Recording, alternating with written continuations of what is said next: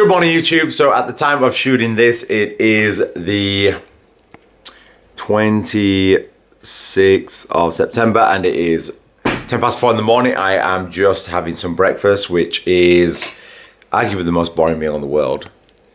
But as I am 4 days out from my photo shoot, it's a no carb day. So essentially this is just chicken breast, coconut oil, a little bit of seasoning on top. I've got my very trusty black coffee right here, which is going to be pushing me through the day. So today I have a really exciting guest on the podcast. So it is a good friend of mine and we're going to be talking about some interesting things from a psychology standpoint about the health and fitness world. So it's going to be really interesting. So I'm going to check in with you guys when we go and see this gentleman this afternoon. So I hope you enjoy today. If you've not already subscribed to the channel, guys, it means a lot to me. So hit that subscribe button, hit like if you enjoy the video. If you don't enjoy it, let me know exactly what you didn't enjoy about it, because otherwise how am I meant to know how to make this content better for you?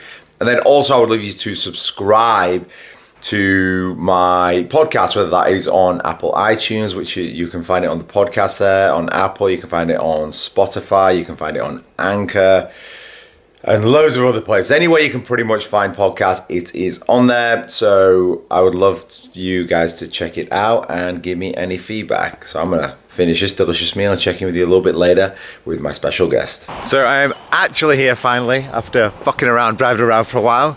And our special guest is waiting for me like a little, in his Ugg boots, even though it's 900 degrees out.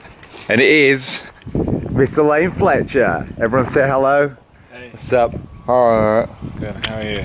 Really well. So we're about to go in and shoot this podcast. Alright. Yep. You think that's alright? It's definitely a camera. Is your low battery life? No, I charged it today, so if it goes off, I'm gonna fucking throw it through the window. No, through your window. Obviously, I'll throw it through I'll go home and throw it through my own window. Alright, we're rolling.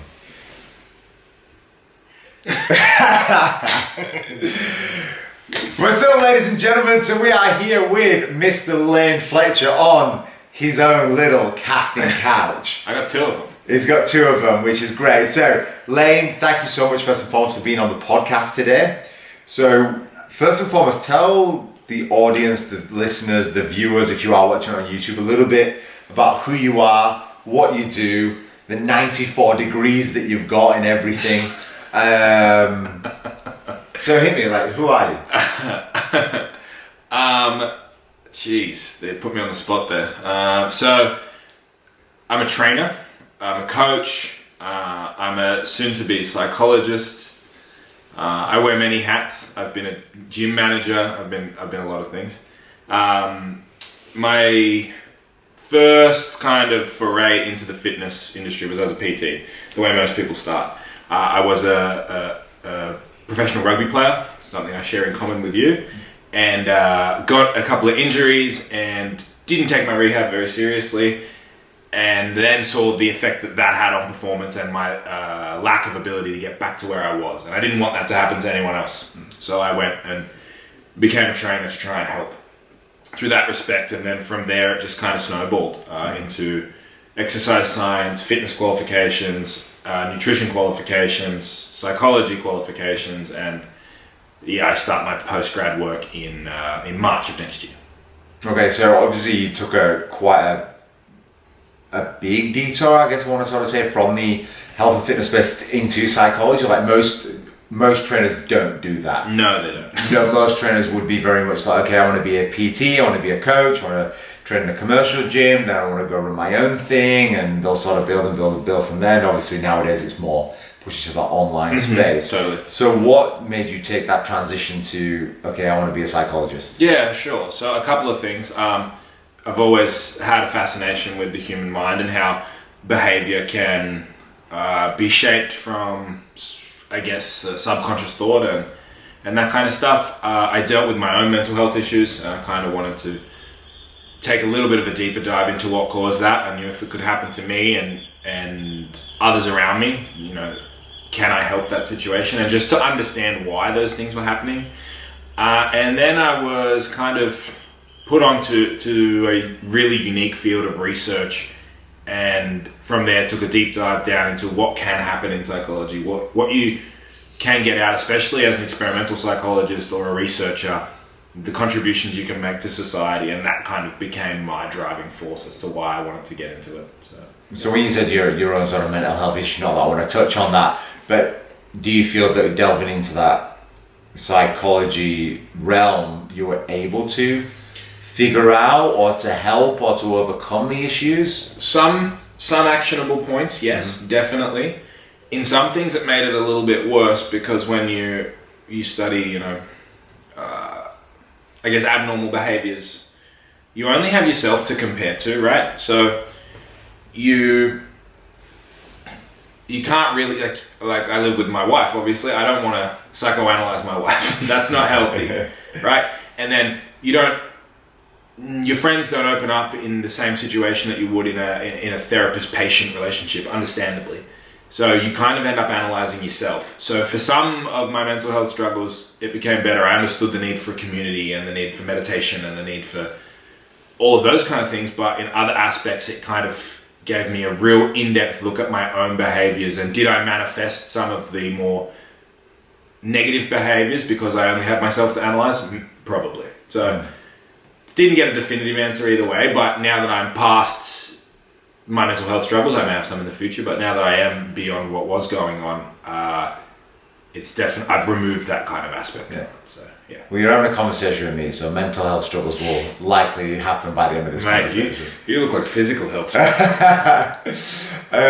So going into that psychology realm again, how's that sort of impacted your behaviors? You said there, trying not to psychoanalyze your peers and family and friends in your inner circle. Do you find that you naturally do that now? A little bit, some behaviors, but only on behaviors that are very loud and out there. Very proud behavior, very narcissistic behavior, very, very, very extreme displays of behavior. You can kind of pick that up, but I do my best not to do that. I don't think it's going to be healthy for any relationship to think about someone's reasoning for doing things. And the expression of narcissism, for example, or a narcissistic behavior doesn't necessarily mean the person is a narcissist, but can be driven from 3 or 4 different places. So not knowing a person in a therapeutic setting, I probably couldn't comment with any accuracy anyway. So I don't even bother. I try not to be one of those graduate students who thinks they know everything. Yeah. I try. How does that affect clients and training with clients? Do you feel that's been a benefit? Massively. Really, really getting in depth and understand, okay, well, not just you've got a food disorder or a mental health issue, but you can sort of tap into, okay, well, why is this happening and what are the actionable steps? Absolutely. You can definitely learn to profile personalities a little bit better. You can understand who's going to respond to a behavioral based goal, who's going to respond to an empirical goal, who does have an unhealthy relationship with food, who you may need to refer on, to see a dietitian or someone else entirely. And you can dig a little deeper, as you yourself know. You become exposed to your clients' deepest, darkest desires, fears, secrets. Clients tell you stuff that they haven't told anybody else.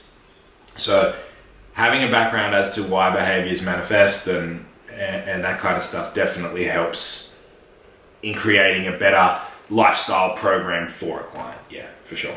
Because you're obviously in the online space, so Layne is also the founder, owner of Milestone Strength. So do you want to tell people what Milestone Strength actually is? Yeah, so Milestone Strength's an online coaching business. I work with my business partner, Nathan.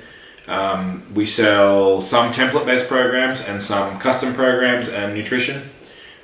Started about, I think I started 6 years ago. Nathan came on board 3 or 4 years ago. We're in about 80 countries now. Worked with coming up on 10,000 clients, which is amazing. And we really focus on education, driving that education side of things. Yeah. Okay, so again, going from the psychoanalysis standpoint, how do you feel that is working with, I guess, because it's online? Right, gotcha. How is that? It's difficult, very difficult. Also because social media has kind of taught us the way we need to operate online is to highlight our victories and hide our losses. So people can interact with me as a coach in that respect. They can just be like, yeah, killed it this week. You'd be like, well, your measurements don't indicate that you killed it. Like, what really happened? So people really want to highlight their wins and they really want to avoid their losses, which I do understand that. But it can be a little difficult to dig a little deeper, scratch under the surface and find out what's really going on. Very difficult to profile someone's personality over the internet. Very difficult. But we designed a pretty in-depth initial survey, so we get fairly close off that. But yeah, it is a flawed system. I wish we could clone ourselves or have everyone come and work with us one-on-one. But it does have its advantages for sure. Yeah, and I think just for the people listening is if you do have a coach, it's really important to be upfront, be honest, be open, because as coaches, it's very difficult for us to help you, for us to get you to where you want to be if you just sugarcoat everything like, nah, things are going great, but I'm gaining fat. Yeah. And I want to lose fat. You're like, well, if you told me the issue, I can actually help. Yes, exactly right. And then that's why you're making the investment. Of course. It's very bizarre. It's like going to a mechanic with a clunking car and saying, no, the car sounds fine. Yeah. It doesn't make a lot of sense. So, yeah, if you do have a coach, be honest. Tell us everything. So obviously in education, you guys are doing seminars and do you want to tell a little people about what you've done currently? Yep. Where we're going? So we've had a few seminars, some locally here just outside Sydney, the Gold Coast, and most recently was New York, which was an amazing experience. We try and get across everything that we would do in writing a program. Obviously, the last decade of study can't be communicated in a 2-day workshop, but we try our best to give the fundamentals and the basics of what would go on. Try to teach people how to calculate their own macros and calories-ish. Try and teach them what putting together a decent workout plan looks like for them. Trying to teach them about recovery. Trying to teach them the, not lack of importance, but the structure, I guess, of the priorities for dieting success, and understanding that your calories and your macros and your micros are going to make up the big chunk of you being healthy and looking good. And the supplements and the food timing and what the food's made of kind of are the tip of the spear. All have their place, don't get me wrong, but really trying to convey that message. And, people, there's a lot of misinformation out there. People think that they can take a pill and it'll fix it, or they can go keto and it'll fix it, that kind of stuff. So definitely just trying to get across that message of what moderation can do for success. When we talk briefly about trying to communicate with clients online and even face to face, how do behavioural patterns affect people's ability to succeed in achieving their health and fitness goals? Yeah, massively. Behavioural patterns are everything. Humans really suck at making decisions. Like we are really shitty at making decisions. And that's for a couple of reasons. We have a confirmation bias. So we're really good at finding the information we want. That's why the hormone thing was such a craze. We are always looking, our behavior is looking to confirm what we already believe. And that's built into us. So when the hormone thing came out, for those of you who don't know, it was, fuck it, the hormones are doing it. It's not my fault. My hormones are shitty. And it's like, probably not, mainly. So a confirmation bias that is naturally wired into all of our behaviors. The other one's an expectation bias, which people don't think of as much, but if you expect something to happen, you'll look for the signs that it's going to happen. And so people who believe that they are dieting and believe they have control over their diet succeed. And people who don't, even if they're on the same diet, won't succeed as much. And that seems pretty commonplace, but how many times do you have a client who you do put on a diet and they don't think they're set up for success, So they're two major examples. The third one, there's a pretty interesting piece of research that came out recently about food addiction having similar effect on the body as drug addiction, not in terms of physiological withdrawal, but in terms of brain chemistry. And so people's desire to constantly eat hyper-palatable foods, that may also be playing into the reason they can't lose weight or they can't succeed, because they're constantly chasing a dopamine hit. So behavior is everything. You do need to believe you're set up for success. You need to follow that plan. And you do, in some respects, need to try and be tougher than your desire or outlast your desire. If there's a really cool mindfulness technique that's used with people who are suffering an anxiety attack or a panic attack, and essentially it goes, look for things you can touch, look for things you can hear, look for things you can feel, look for words you can say, really drawing them back into the body to then express their way out of what's going on mentally. And it's similar, there's a similar tactic that should be used for people who have cravings, who want to go and, I need to eat a Big Mac. If you can take the time to work through that 30 to 60 second process, the desire for the Big Mac will probably disappear. So yeah, but behavior is everything when you're looking for success in fitness and health. How do you feel that sort of carries over to other areas of life, whether that's business, career, relationship? It definitely has a carryover. And even speaking from personal experience, academically, I don't really need motivation, right? I'm confident in doing the work. I want to do the work. But in my fitness life over the past 18 months, I had gotten really slack and I had let that go. And so by using the same strategies that I would use academically, I was able to get fitness back on track. The overarching principles, especially with behavior, are the same. You just need to apply them to different aspects of your life and ensure that you are doing your best to apply them to those aspects. But the carryover is huge. If you can learn how to learn a new skill, if you can learn how to follow a plan, like almost everyone that you train is a highly successful person, right? They go to work and they've got a job and they would definitely follow a plan at work. Then they go home and maybe they feel like they don't want to follow a plan, right?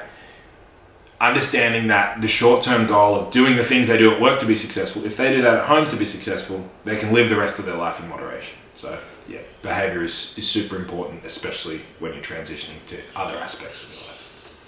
So when we look at, education, like we've spoken a lot about education with people and how people have sort of got, lost a little bit in trying to find a sort of one-size-fits-all. At least we try and follow a one-size-fits-all, and this goes back to schooling. And I've never been to university, but maybe it's sort of the same thing, as in there's one answer. Like everyone's searching for this sort of one answer. So do you think human beings have sort of degenerated from a psychological standpoint over the last sort of 10, 20 years? Yeah, that's a funny one, because we're smarter than we've ever been in terms of general IQ and general intelligence. Yeah. The IQ, they have to keep updating IQ scores because the median gets higher and higher and higher, right? And so we also have access to the most information anyone has ever fucking had access to ever in the history of ever. Everything is on the phone, right? Mm-hmm. So those two aspects are covered. However, we do see less scientific literacy, less creative problem solving, less abstract reasoning skills, these kind of things. So degenerated is a maybe too strong a word, but yes. In a sense, yeah. Yeah, we definitely are less resilient. The advent of social media, you used to have not only an opinion, but you used to have a good opinion to get published. I mean, shitty books have been published since the dawn of time, but you had to provide something meaningful to a publishing house to get published, right? Now we can jump on Facebook and write anything we want without scientific evidence, and someone might eat it up. And Facebook goes further than that, and it tries to push content that causes disagreements, because fights are better for likes than you and I having a general consensus that yes, moderation is going to fix everything, right? So we're degenerating down that path. Everybody thinks that their opinion is far more valuable than it may be, and I don't mind your opinion on what color that shirt is. Is that a nice color or not? That's a very personal thing. However, your opinion on the insulin hypothesis of obesity follows the right answer, or it doesn't. And so we need to educate people into where their opinion counts and where it doesn't count. Because my opinion doesn't count on so many things that I don't have an education in. So I shouldn't therefore offer it up like it's fact. So yeah, that's the path I think that we are degenerating down. And it's pretty scary. So yeah. Yeah, I mean, especially in our industry, in the health and fitness space. The prerequisite right now to being, quote unquote, educated, or having the ability to teach people how to perform exercises, drop body fat, whatever, is having abs and a good body, or a good body. Totally. Which is fucking ridiculous. Yes. It's like measuring the size of a doctor's brain, or you wear glasses, you must be smart. Yeah. Do you know what I mean? Absolutely. I agree. Yeah, it's a very weird world we live in. And it's probably the kind of visceral effect that good-looking thing has on the human brain. You know, we are drawn to that. But it's certainly a concept that you and I and a lot of people we look up to would like to see kind of eradicated from the industry. Absolutely. And what do you think, in touching on the fitness industry, what do you think the biggest issues are with it at the moment, in your opinion, your experience, and your perspective? It's a hard one, but I think people giving out medical advice without training, that scares me a lot. I'm quite close with a couple of dietitians, and I couldn't fathom if someone came to me with an actual medical issue trying to write a meal plan for them. I would always refer on. Like, that really scares me. You know, celery juice is going to detoxify your body. You've got some fucking celebrity drinking alkaline water with a slice of lemon, which immediately makes it not alcohol. Like, that's basic chemistry. Like, there's just insane things going on like that. And the other problem, I cop a really, really bad rap for being anti-supplement, and I'm absolutely not. I'm just pro good supplements. I think supplements have their place. They absolutely do. There's no doubt about it. However, I'm anti people selling things, you know, this is going to increase lean muscle mass more than steroids. And you're like, no, it isn't. And people will buy that, and there's no regulation on it. So they're the two biggest issues that I see coming out of the industry. There is a lot more. But there's some really great coaches, especially in the exercise space, away from the nutrition space, in the exercise space, who are putting out really quality content and educating people and helping the masses move forward. Yeah, I think you've got to look at the people that, you know, pushing these supplements. They're making profit from that, you know what I mean? That's how they're making a living, so they're going to obviously push it a little bit more. So look a little bit more into it. A big thing that I always say to people and to my own clients is question everything, including what I say. Because if I can't explain it to you, I've got no fucking right trying to teach you what it is. And I think a lot of the time, especially looking to the social media world of fitness influencers, not that all fitness influencers are bad. No, not at all. You know, some are fucking phenomenal, very, very smart people. But a lot of people give the very basics, such as if you're looking at fast, needs to be in a calorie deficit. That's it. Yeah. They don't go anything under that or anything, because they don't know. Yes. You know, same thing with, here's how you build muscle. Be in a surplus. Cool. Why? Tell me a bit more about it. How much of a surplus? Do I need to be in a 5%, 10%, 15% surplus? Do I need to stay in a surplus for a certain amount of time? What happens if I stay in a surplus a certain amount of time? What happens with my hormones when I'm in a massive calorie deficit? How do I rectify that? What biofeedback markers am I looking? They don't talk about this because they don't fucking know. No. And that's how you said the scary thing, because they're like, just do this. Yeah. And you're like, okay, cool, I'm going to go do it. But the thing is that we're playing with people's health. Absolutely. And your health is your life. Absolutely. And we can fuck that up very, very, very quickly. Yeah, for sure. And it's not just physical health, it's mental health as well. It's the relationship that people develop with food, self-esteem, shame, joy, pride, all of these things. And it may sound vacuous or superficial, but oftentimes people are in the gym to change the way their body looks. It's one of the core shames of human beings. And to prey on that and to offer advice around that, people know they're going to get a bite. If you're being disingenuous with the information you're offering, that's a terrible, terrible thing. You know, like, I can understand not being educated enough to, like, there's plenty of courses and plenty of trainers who I look at their content and I struggle to understand it. But the problem arises when people know better and still offer the wrong advice. That you can't blame people for what they don't know, but you can blame them for being intentionally wrong. Yeah. I love to be able to see people push certain things without having I guess an association with it in terms of a business or a profit standpoint. You know, Arnold Schwarzenegger, like, recently he's started a plant-based food company, and I love Arnold Schwarzenegger. He's like one of my biggest fucking idols. Yeah, he's the man. But the funny thing is, it's like, cool, pushing it, but you also have just started a company. Yeah. Do you know what I mean? So not that that's right or wrong, like, your beliefs are your beliefs, but it's just interesting to me how that always happens. do you know, in terms of, okay, I believe, and now I've changed my mindset and I've changed my thoughts and I believe this. Here, you should buy it because now I've started a company, rather than going, you know what, here's what I believe, go for it. Like, you know, go find your own research, whatever it sort of might be. Here's the research to back it, but I'm not profiting off this at all. Yeah, it's a very curious kind of conundrum that you're faced with in that situation. There's some really great research coming out of the States all the time, and people will often go at, well, who funded the study? If it proves wrong their previous belief, you know, it's hard because you don't want to go down the route of, well, everybody's wrong and this is right. But yeah, the Arnie thing gets me. He's also got that documentary out. It's like, Arnie, you didn't look that way just eating plants. Yeah. Be as vegan as you want to be. I don't care. Yeah. But don't say that you got that way because you're plant-based. Because you Arnold, did not. Yeah. Yeah. I mean, we've you know, evolved over the last like 2 and a bit million years from eating meat. I think we're doing all right. Yeah, exactly. And look, the ethical standpoint on being vegan, go for it. Yeah, like, absolutely. Ethically, it's there. It really is. The health benefits, so far the research hasn't really concluded it one way or the other.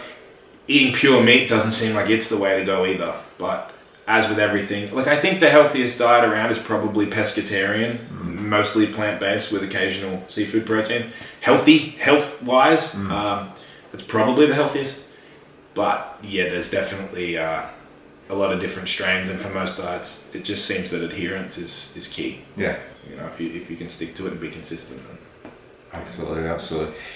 When we sort of look at, I guess, people's like own philosophies and their belief system and stuff, we spoke about things like Stoicism and that old school, not even old school mentality. I guess the original thinkers, Marcus Aurelius and Epictetus and people like that. Do you think those philosophies such as Stoicism still have relevance in today's society? And you feel like, first, do you feel they've got relevance? Absolutely. Yes, 100%. There's something to be said for developing resilience. Oh, that's my phone. Honestly. I know. Far out in my own damn house. There's something to be said for developing resilience. And Stoicism allows you to develop toughness and accept what life throws at you, because the apocalypse is always coming. Something bad is always around the corner. Life is struggle. It is. However, we express our own reality, right? You know, what the thought of the thing makes the thing.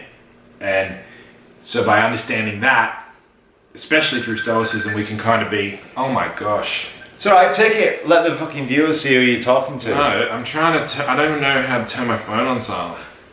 I'm just going to turn it off. It's a new phone, everyone. I don't even know how to turn it off. Put it in a bucket of water. Far out. That's enough.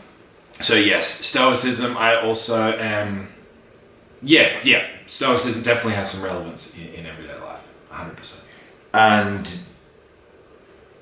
how do you think, I guess, society would change if more people practice such teachings as Stoicism and other teachings as well, but we're talking about Stoicism specifically? Yeah, for sure. Just because we know a little bit about it. Yeah, I think society would improve for the better, immensely. I think we would have tougher people, and I think toughness is a good thing.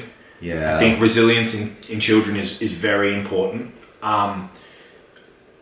I want to beat my kid. Yeah, maybe. Make it the toughest little shit. That's not what I meant. Disclaimer, that wasn't I'm me. sorry, my misinterpretation. I genuinely thought just hit the little shit. No, developing resilience in a sense of, I mean, Jocko, you know Jocko Willink? Love so Jocko's Navy SEALs Commando. Jocko's the man. Jocko has a missed career as a psychologist, in my opinion, although his actual career is way fucking better. Yeah. But Jocko's thing is, Jocko loves it when something goes wrong. Something goes wrong, good, I can fix it. Good, I can get better. Good, I've learned from that. And I think that is a modern expression of Stoicism, and I would love, I hope I can convey that message to my children. My parents certainly conveyed it to me, is that when something goes wrong, good. You can learn from it. Pick yourself up, dust yourself off. Yeah, it's shitty for like a day, or 2 days, or a week, or a month, but provided you can make that shitty thing good again and you can learn from that experience, then you will get better as a human being, and you'll be able to provide more to society as a whole. No, I completely agree. Completely agree with that. So that's, I guess, past sort of philosophies. If we look down the track 10, 20, 30, 40 years into the future, we're looking at things like AI, artificial intelligence. Are you asking me this because you know how much it scares me? Yeah, a little bit. We haven't really talked about it too much, but I had a feeling just from past conversations of like, ooh, I wonder what he thinks about this. So is like Cybernet coming, or what are your thoughts on I'm in no way qualified enough to speak about this.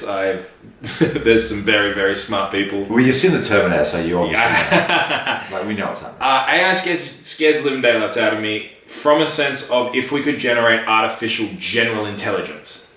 So artificial general intelligence is when you can think of something that will pass the Turing test, it will have a personality of its own that's like us, indistinguishable from human.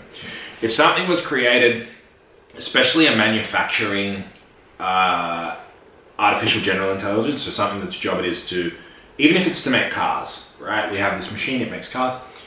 Its job is to make cars, as many cars as fast as possible. Cool? I turn it off every night when I go home after work because I gotta go get my 8 hours sleep. In order to make as many cars as quick as possible, that machine wants me gone because I turn it off for 8 hours a day.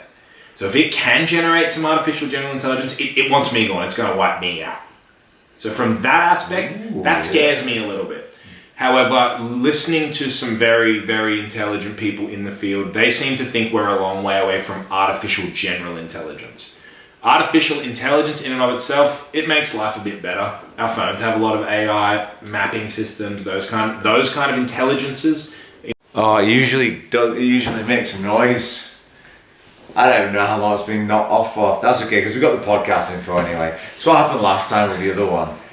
Like, it just goes off, it doesn't make a noise or anything like that. But last time I heard it, but I didn't obviously hear this, I was too involved in your conversation. But, oh well. If you are watching the YouTube, hello again. If you are watching it on YouTube, make sure you go check out the podcast to hear all of Layne's talk on AI. We may have missed it all, but the podcast is running. The podcast continues. Yeah, stupid game, honestly. Anyway. Artificial general intelligence. The future. Yeah, could be great. I just don't think artificial general intelligence wants us around. We suck. We sleep. Yeah. We have desire. We like relationships. We want time off. It just depends on what artificial general intelligence looks like.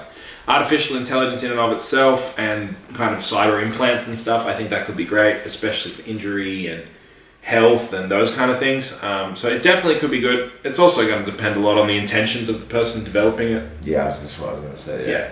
If they've got good intentions, if you got somebody with a real, humble, honest, moralistic tendency to create something better for the human race, then it's probably going to be great. But exactly right. You get some dickhead and doing there are it. A lot of dickheads. Yeah. Yes. So you're obviously a very intelligent guy. Well, thank you. You're welcome. That's only because I'm really dumb. I don't think that's the case at all. I'd say Mickey Mouse is an intelligent guy as well. But anyway, I love Mickey Mouse. So, but when we look at sort of what I love talking about a lot of times is optimizing mental state, physical states, things like that. So what does the sort of first hour of your day look like, which I'm interested in? I mean, not that because I can't obviously come creeping through the window because Molly wouldn't be happy. Well, okay. You never know. She's not here right now. The first hour of my day is surprisingly uneventful, man. I really focus on sleep. I like my sleep. We're going to get into that after. I get up, I have breakfast, I have a coffee, and I go to work. I'm honestly up and out the door within 20 minutes. Really? Yeah, and then I'm at work. Always podcasts in the car. But that. What are you currently eating for breakfast? What's the breakfast of champions? One scoop of SciTech Professional Whey, sponsored post. Shout out to SciTech boys. One tub of Chobani Fit Pro yogurt. Ooh, like the little baby little ones. One banana. That's my breakfast. Yeah, every day. That's it, every single day. I do the same thing every day. Enjoy it, love it. It's tasty. Is it is it convenient? It's convenient, and I don't have to think. Yeah, okay. Decision fatigue ruins my life. I hate deciding anything. Do you wear the same undies every day? Is that? No, but I have the undies that have the day on them. Me too. I've got mine on as well. Yeah, you also need a belt though. Yeah, no, I need a belt. Yeah. So yeah, the first hour of my day is not that exciting. Okay. It's pretty chill. And podcast-wise, you just said, what are you currently listening to? Oh, I just finished. I listen to a lot of Sam Harris, a lot of Jordan Peterson. I listen to some Joe Rogan if I find it interesting. I listen to Hyper Performance. I listen to Luke Tulloch. I listen to Tangentially Speaking and talk to Chris Ryan. I think that's all I listen to. That's pretty much that mix. Yeah. And then if I find something like a random episode. Yeah, the guy I'm working with quite closely at the moment, Kyle, he's on a bunch of random podcasts, so I'm just taking a deep dive into Kyle's stuff. Mm-hmm. So yeah. Okay. What about the last hour of your day? Is that more eventful? Yeah, that's a little more eventful. The last hour of my day is always reading. Always reading. And what are you currently reading? I have 3 books on the run at the moment. One of them is my guilty pleasure. It's a shitty spy novel. Love shitty spy novels. I thought you were going to say some sort of like erotica or something. Yeah, it's my cowboy erotica fiction. My Brokeback Mountain. No, it's my so my shitty spy novel. It's fucking great. I'm reading The Happiness Hypothesis by Jonathan Haidt, and I'm reading the Psychedelics Encyclopedia. Oh, so is that you just sort of flick through and read? It's like a textbook. Yeah. Kind of broken up into sections of each psychedelic, and okay. There's the chemistry of that, which is the main reason I'm reading it. My chemistry is a little shaky, so I'm really trying to up my knowledge there. There's expected effects, medical effects, and clinical benefits. It's a psychology-based book. It's not just like let's just take shrooms and trip. It's like what are the feelings that happen during this kind of assisted psychotherapy, etc., etc., etc. What psychedelics are good for treating addiction, those kind of things. So you read every night and then? Meditate, using either Headspace or Sam Harris's app, Waking Up. Then talk to my wife before I go to sleep, think about what I've been grateful for in the day, and think about what I've got on the next day, make sure that that's written down. Yeah, like journal, gratitude journal? Sometimes I write it, sometimes I just go through a bit of a mental checklist. Yep. And make sure the next day is thought out, and then if I have any concerns over the next day, I definitely write those down, because I find that's just getting it out of your head. Yeah. And then I'm out like a light. Yeah. That's it. Yeah. Any like pre-bed supplementation or anything like that? I have used melatonin in the past, especially when I had mental health issues or I was highly stressed. Melatonin will knock you out. It's wonderful. I found I was a bit groggy waking up from it. I think I was screwing around with my cycle a little bit too much. My dosage is probably a little too high. Okay. So yeah, melatonin if I'm struggling to sleep. Outside of that, I just mitigate caffeine earlier in the day.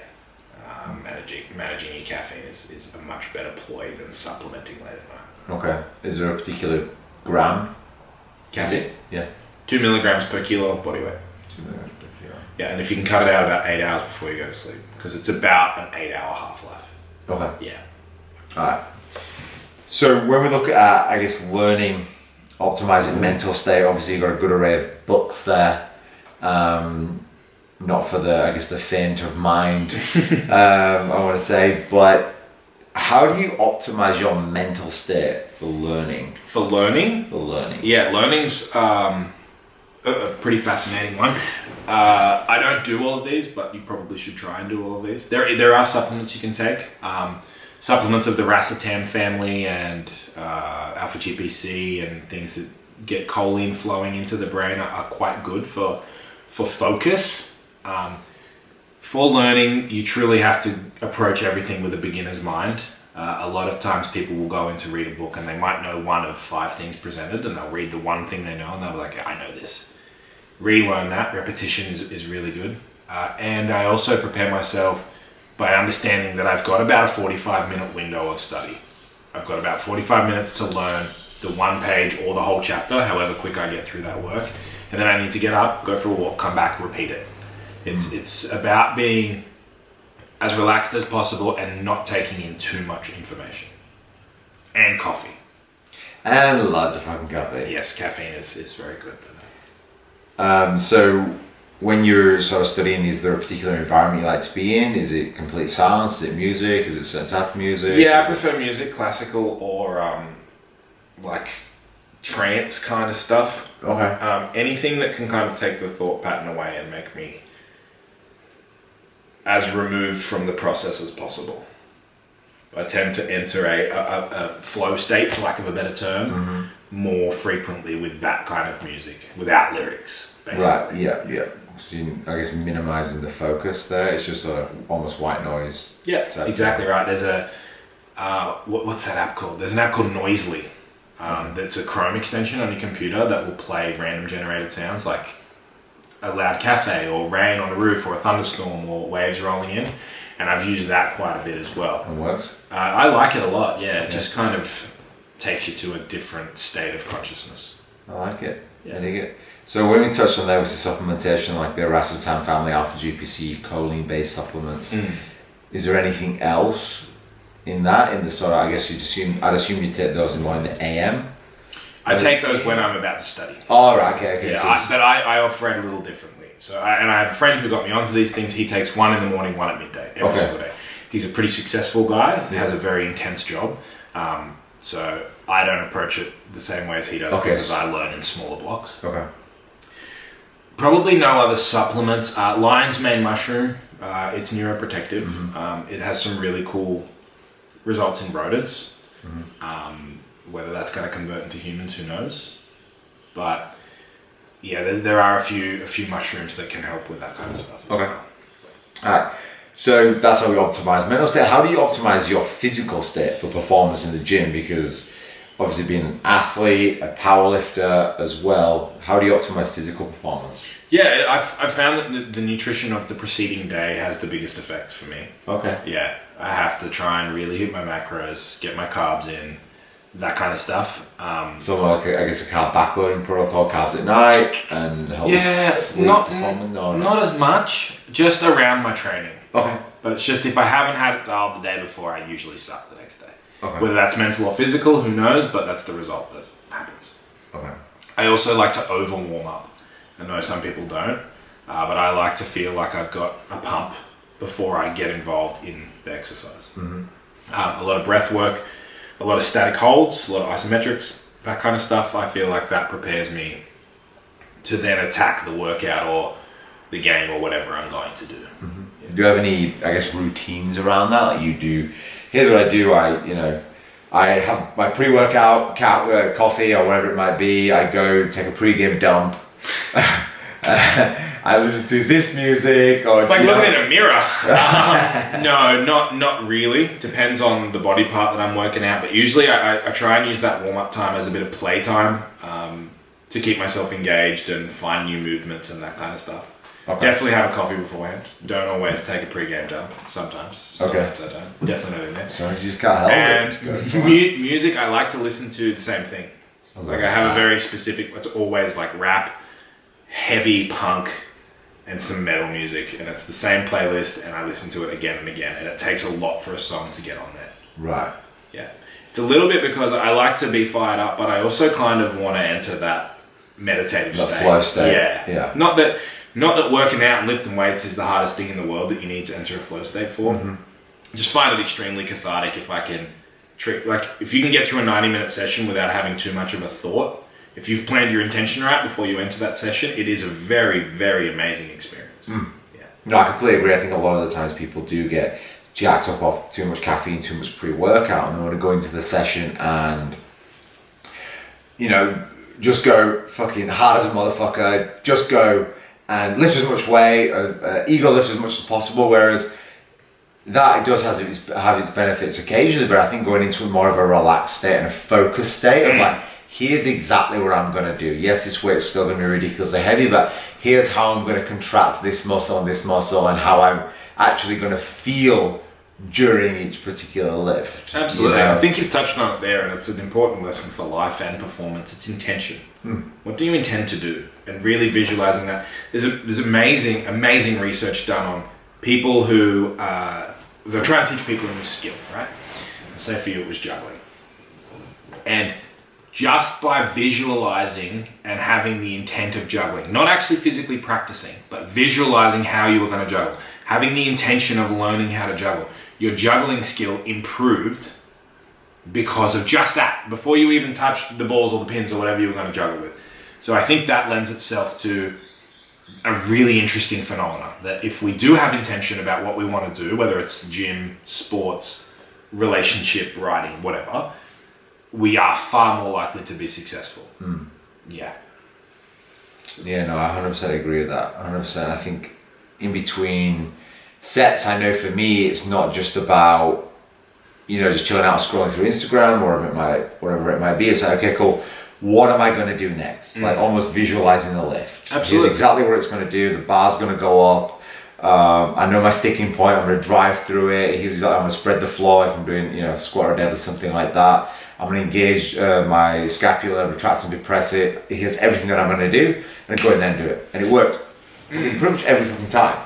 Do you think that comes that ease comes from being a high level athlete like you were for so long, and you had to do that with those skills? Do you find it easily transferable? Yeah, I think so. I think because I'm not naturally talented. Right. Even I got to a high level, but I wasn't ever a naturally talented athlete.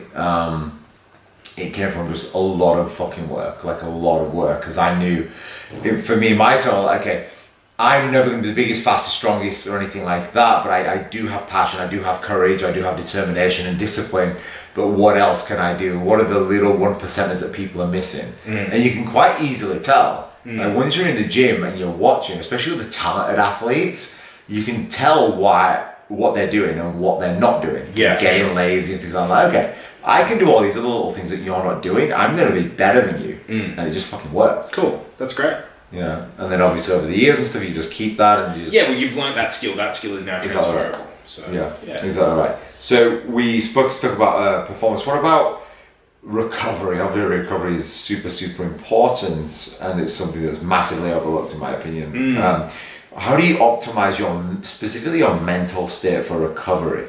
Yeah, so I think meditation is amazing in general, but I think meditation for recovery is super important. Teaching yourself to be relaxed, pay attention to your breath, understanding that relaxation outside of the gym is what's going to get you places.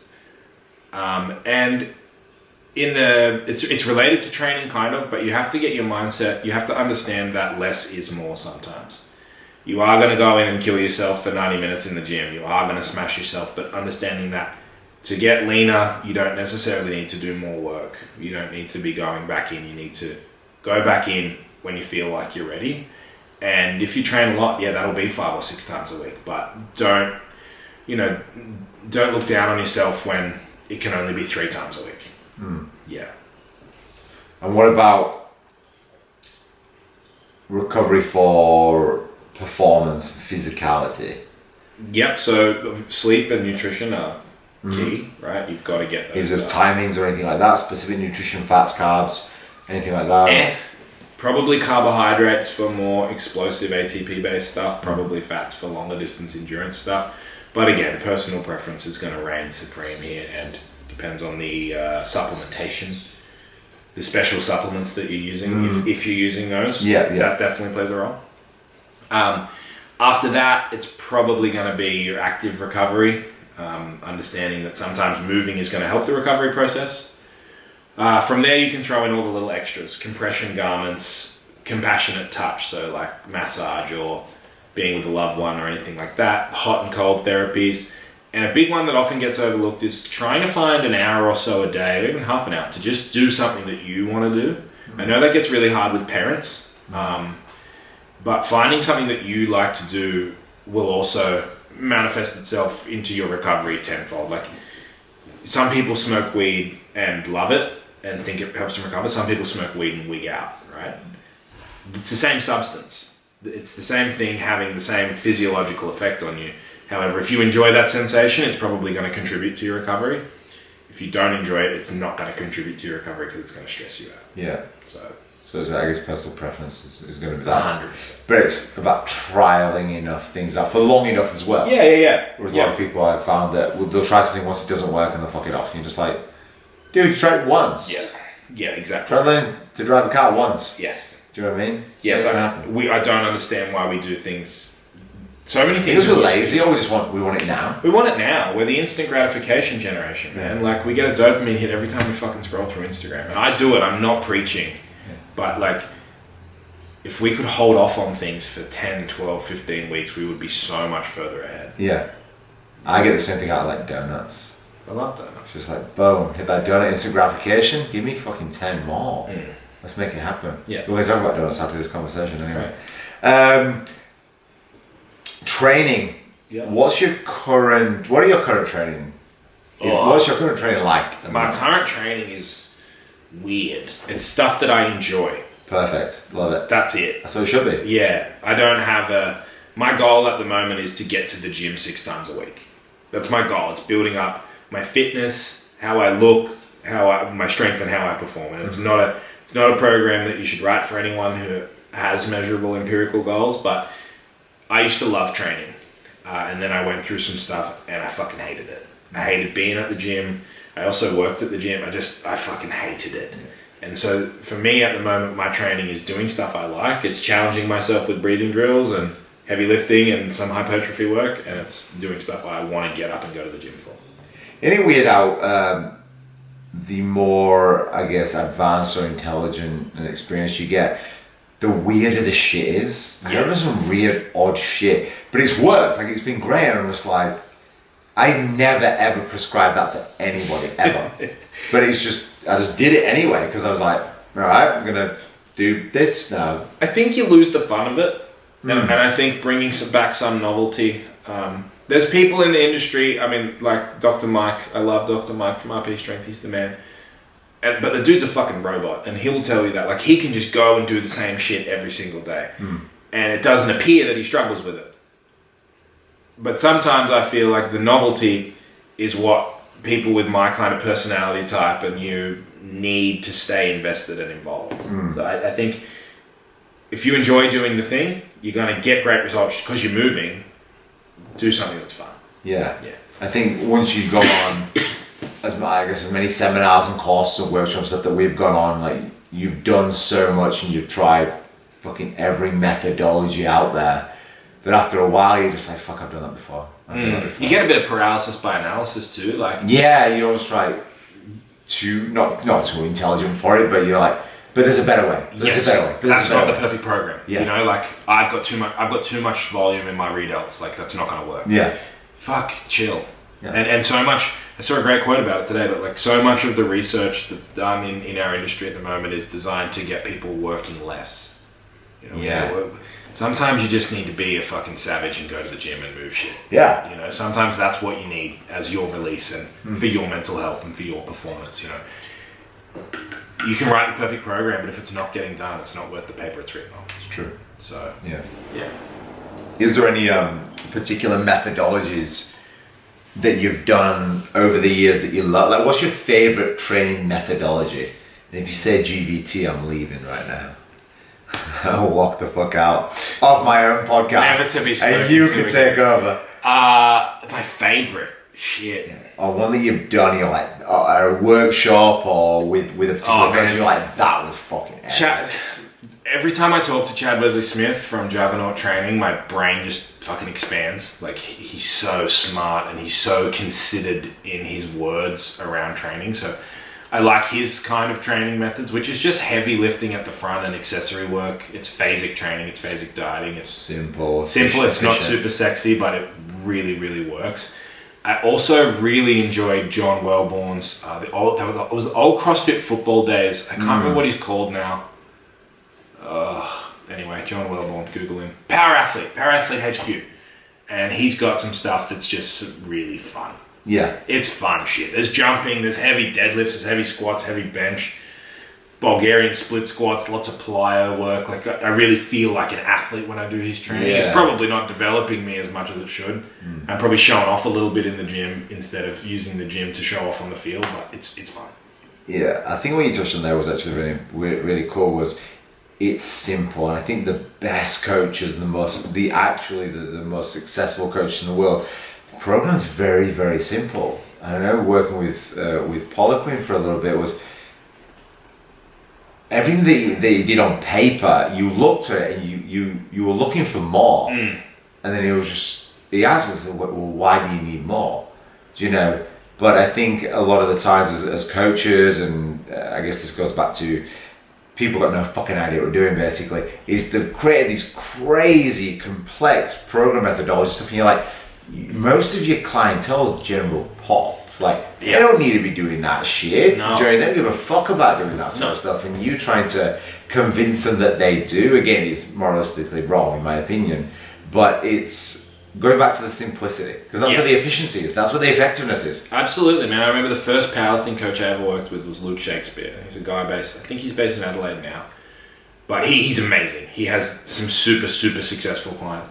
And he gave him a program and I was like, Luke, there's like 4 exercises. And he's like, yeah, just do them. And I got so strong so fast. Yeah. So, yeah, it is the doing some simple things really, really well can get you much further than doing a bunch of stuff not so well. Absolutely. Who's your, probably on two fronts, is who's your biggest inspiration in the health and fitness industry? And what did you learn from them? Shit. And if you want to say me, Abby, you can. It was Not that I would say no. it was Abby. My biggest inspiration. I have so many, so this is so unfair. No, just pick one then. Flip a coin. Flip a coin. All right, if I had to flip a coin, I would say James Hoffman, Dr. James. Shit, sorry, dude. Yeah. Dr. James Hoffman. He works at Renaissance Periodization, and he was a associate professor at a couple of unis. What did I learn from James? James taught me how to diet effectively. James taught me how to embrace the suck. I love that. I love that. I think he told me to embrace the suck, actually. Suck. And what James really taught me the most was to absolutely kick my own ass in the gym, but to recover like it was my job. Recover. And that translated into me then coaching others to do that. Apart from everything else he does, he's a super critical thinker. He's a brilliant writer. We like the same animes. He's a rugby player. So there's some other similarities. Yeah, you guys might as well get fucking married. But he just got married, but damn it. Anyway, I also have a wife. But yeah, no, James taught me a lot of that kind of stuff. Right. What about who's your biggest inspiration? Sorry if I keep looking at the camera ever. I'm doing it for a reason, so the fucking record button stays on. I'm trying to fear it out. I'm like, you dare turn off. Who's your biggest inspiration in life? Because obviously, well, obviously you're into a lot of cool people, a lot of very, very intelligent and diverse people. Who, not necessarily the favorite, but who's had the most profound effect on you in recent years? Yeah, so I'm going to go with 2 because I can't split it. That's right.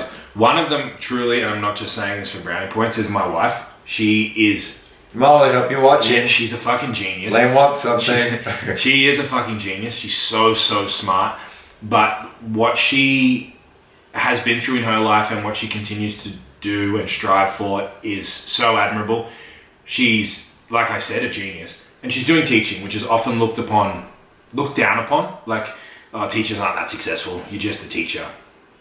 And we went to an academically selective high school. She is always the brightest. And people say to her, oh, why are you doing teaching?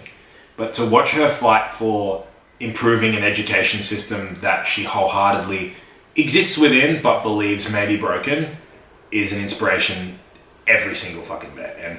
And someone to have that kind of courage and passion that I live so close to is awesome. The second one, we're still rolling, good stuff. Yeah. The second one is a rather controversial figure, but whatever, Dr. Jordan Peterson. He's copped a lot of hate, and I don't agree with everything Dr. Peterson does and says. Let's just throw that out there to start with. But Dr. Peterson kind of got me on the path of embracing the struggle of life as well, outside of training and academically pursuing something that you want, like it's, make it the be all and end all. You get to live once. And I get a little bit of flack from my circle of friends about being so invested in formal education and chasing your PhDs and doctorates and that kind of stuff. But because I believe in it and I want it, then I'm going to push towards that and trying to live a life that I can be proud of. And so Dr. Peterson kind of put me down that path. I don't agree with everything he says, but yeah, he really had a profound impact on me. So you running Milestone, which is in 80 countries, more than 80 countries at the moment in terms of coaching people. What's a couple of the biggest lessons that you've learned from building your own brand, especially in today's, I guess, social media driven world? Yeah, it's always extremely challenging and it's extremely competitive as well. Yeah, it is. Putting out content you want to put out, that's a big one. Oftentimes we would put out what we thought would look cool, or what we thought would get views, or what we thought would get likes, and I regret that. I'm glad that we've grown past that, but that's something that you learn the hard way, definitely. Because people will then develop an opinion of you based on what you're putting out there, and if it's not your true self, you're kind of pulling in people who are attracted to that self. Get an accountant. That's a huge lesson. And I guess that goes a little bit deeper. If someone is better than you at something, don't try and do their job. Pay them to do their job. Pay them well, and they will return that investment tenfold. And the last one is to be a relationship person. Everyone's got a story to tell. Everyone can teach you something. Be open to that. You don't know the effect you're having on people. We've had some really amazing stories come out just by us being a little more personable with people. And people will get you opportunities. People will push you in the right direction if you have a good relationship with them. So, yeah, that's probably my biggest takeaways from it. I guess as humans, we caught you. have some of that.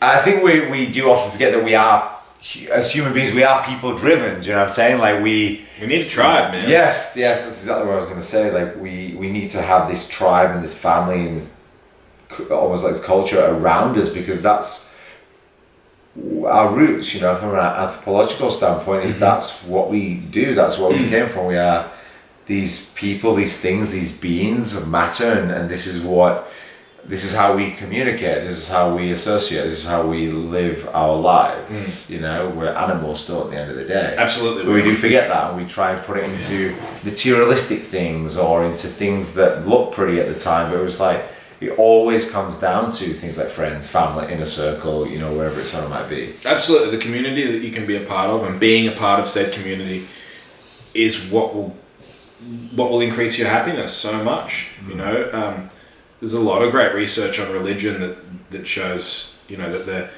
it's the community that makes people happier and live longer and healthier. You know, and it's not necessarily the God thing. You know, it's being involved in that community on a daily basis. Yeah, no, absolutely. Is there a particular quote, value, or code that you live by, that every day you're like, this is who I try to be? There's one I try.